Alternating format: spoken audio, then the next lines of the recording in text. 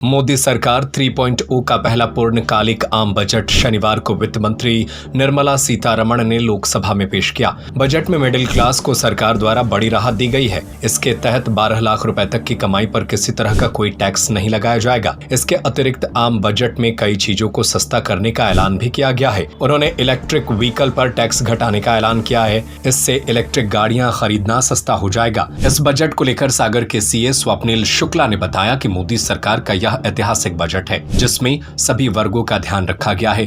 नवीन कर व्यवस्था के तहत 12 लाख रुपए तक की आय पर कोई टैक्स नहीं लगेगा। यह एक सकारात्मक कदम है, खासकर उन व्यक्तियों के लिए जिनकी आय इस सीमा के अंदर है। वेतन भोगी एवं पेंशन भोगी व्यक्तियों के लिए जो 12,75,000 रुपए तक कमाते हैं, किसी भी प्रकार का टैक्स नहीं चुकाना होगा। बेसिक छूट सीमा को 3 लाख रुपए पर भी बरकरार रखा गया है। इसका मतलब है कि जो भी व्यक्ति 4 लाख रुपए से अधिक कमाते हैं, उन्हें अपना आयकर रिटर्न अनिवार्य रूप से दाखिल करना होगा। 2025 के बजट में एक और महत्वपूर्ण बदलाव ये है कि यदि किसी व्यक्ति ने पिछले 4 वर्षों में आयकर रिटर्न दाखिल करने में भूल या त्रुटि हुई है, तो अब वह अपने पुराने रिटर्न को सुधार करके फाइल कर सकते हैं और अपनी कोई भी त्रुटि सुधार सकते हैं। किसान की बात करें तो पहले तो इंटरेस्ट की जो सबमिशन स्कीम थी, उसमें 3 लाख तक का इंटरेस्ट का सबमिशन मिलता था, उसको बढ़ा के गवर्नमेंट ने 5 लाख तक का कर दिया है।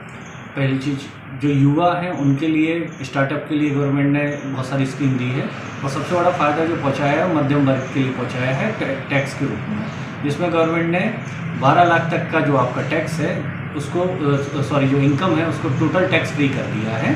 12 लाख से ऊपर वालों के लिए अलग अलग टैक्स का स्लैब एप्लीकेबल रहेंगे। दूसरी उन्होंने एक चीज़ की है कि इसमें जो ये सिर्फ जो टैक्स का जो बेनिफिट है ये नए रिजीम में ही एप्लीकेबल है, ओल्ड रिजीम में कोई भी परिवर्तन नहीं किया गया है। इसका मतलब ये है कि गवर्नमेंट ये चाहती है कि ज़्यादा से ज़्यादा लोग नए रिजीम में आएँ और उसी के तहत आगे बढ़ें।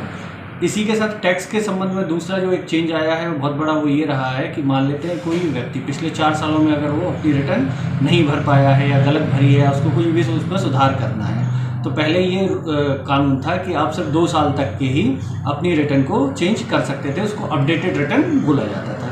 लेकिन इस साल के बजट में गवर्नमेंट ने टैक्स पेयर के लिए ये सुविधा दे दी है कि वो अपनी पिछले 4 साल तक की रिटर्न को अपडेट कर सकता है। अगर उसने भरी नहीं है तो उसको फाइल कर सकता है और उसमें अगर कोई भी उससे गलती हो गई, त्रुटि हो गई हो तो उसको वो सुधार सकता है।